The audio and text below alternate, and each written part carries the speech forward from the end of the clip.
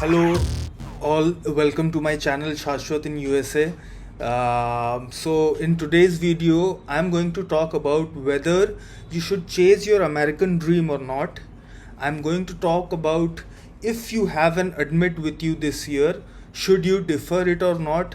Should you go this year? Should you postpone it to the next year? And what all other steps that you can take. So, let's dive right in. Okay, so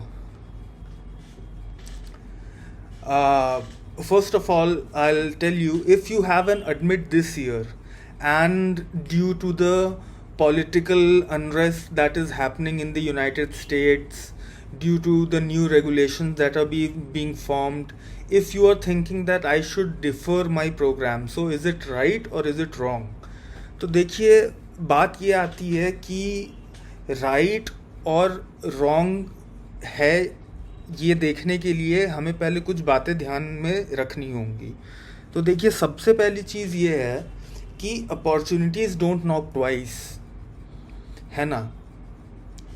तो अगर इस साल आपने कुछ colleges में apply किया और आपको इस साल कोई एडमिट आ गया है, तो ज़रूरी नहीं है कि आपको अगले साल भी same GRE score, same SOP, same LOR के साथ वो एडमिट मिल जाए। ये बिल्कुल ज़रूरी नहीं है। हो सकता है आप सेम यूनिवर्सिटी में अप्लाई करें और आपको एडमिट ना मिले। तो पहली बात तो ये है कि आपको अगर एडमिट मिला है तो प्लीज़ आप उस चीज़ की सीरियसनेस को समझिए।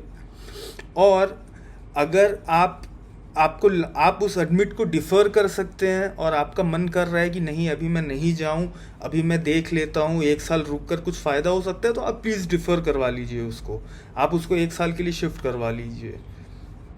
लेकिन अगर आपको ऐसा लगता है कि नहीं, मुझे जाना चाहिए, यूएस में जो कुछ भी चल रहा है वो सब मैं हैंडल कर लूँगा, वो सब के साथ में मैं अपनी लाइफ वहाँ पर बना लूँगा, तो आप प्लीज़ जाइए।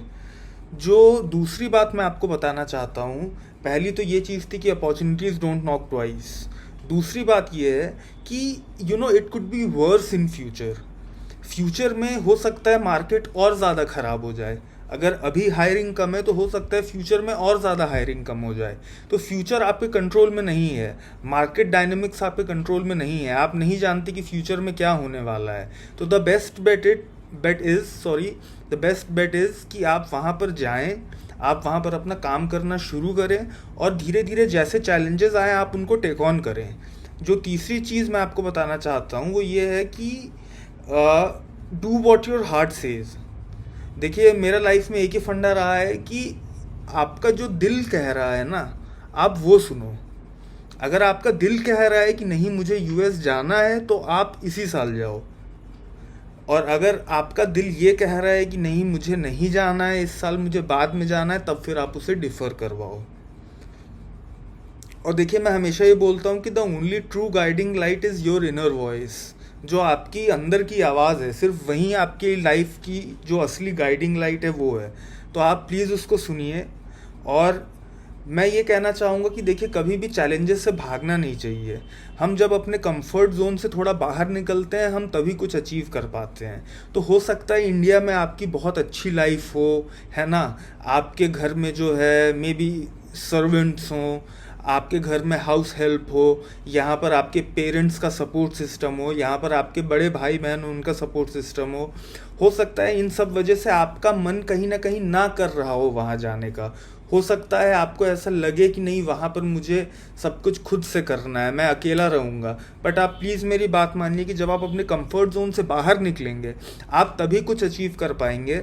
और वो जो दिन रहेंगे जब आप अपने कंफर्ट जोन से बाहर निकल के काम कर रहे होंगे, इन्हीं दिनों को आप फ्यूचर में याद करेंगे। कि if you have an American dream, please chase your American dream, don't stop. और एक हिंदी में देखिए कहावत होती है कि कल करे सो आज कर, आज करे सो अब। तो इसी चीज़ को याद रखते हुए आप अभी यूएस जाइए।